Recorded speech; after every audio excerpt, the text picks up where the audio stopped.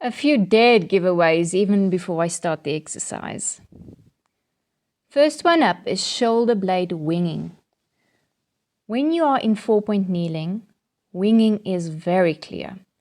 It happens when a client sinks the chest in between the two straight arms and do not have the strength to push the chest back up away from the ground.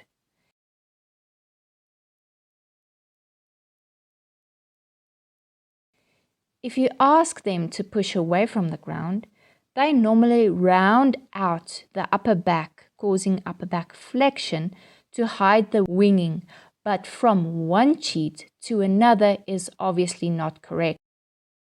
I will demonstrate this in the correction videos. The stabilizers for winging, middle traps and serratus anterior, do not have the strength to push the rib cage back up to where the shoulder blades are fixed on top of the straight arms, thanks to the overpowering second gear pecs. Again, gravity plays an important role in this position, making it harder to correct.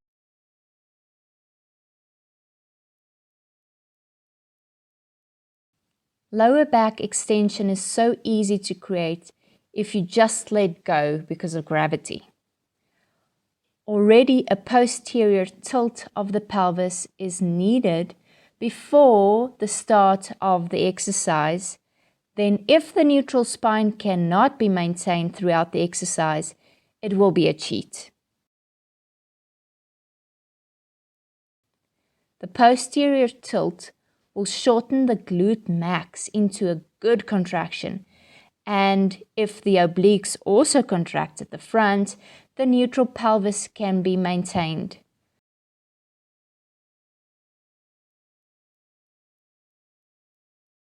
The reason why it can't is because of gravity and the erector spinae, the extensor mobilizer muscle of the lower back.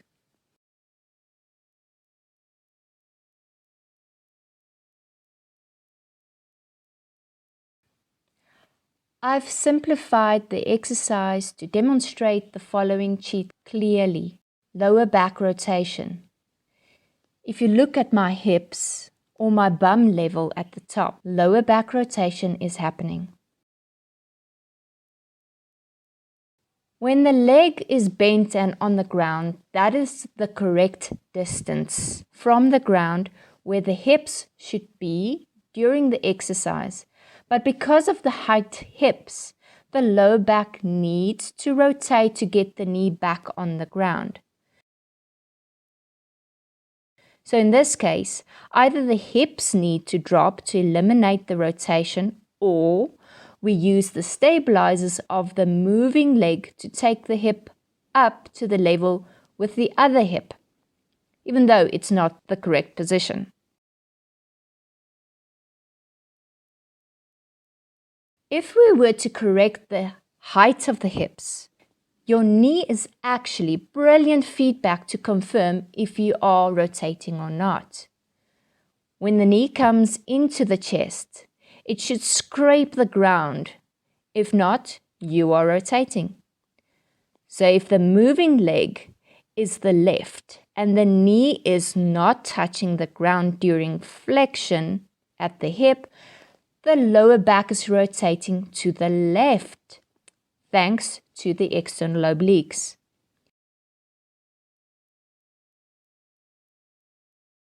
The correct muscle recruitment of the internal obliques, glute med and glute max on the right, will equal out the hips again.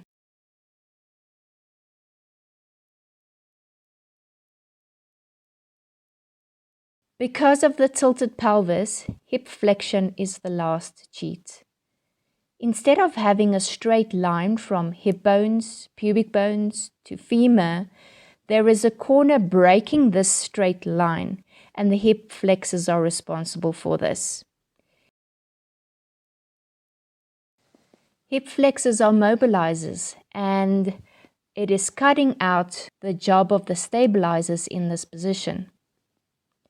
Even though the hip flexors should be used to move the non-weight-bearing leg, it is about the plank that I'm talking about. That 1 second where both legs are straight. The brain should switch from mobilizing and stabilizing muscles to just stabilizing muscles in that moment.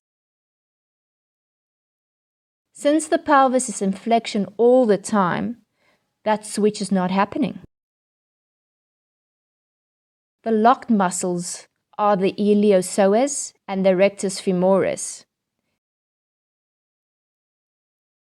If the brain fires correctly, the muscles that should be working in the plank moment and for the weight-bearing leg is glute medius, glute maximus, and piriformis.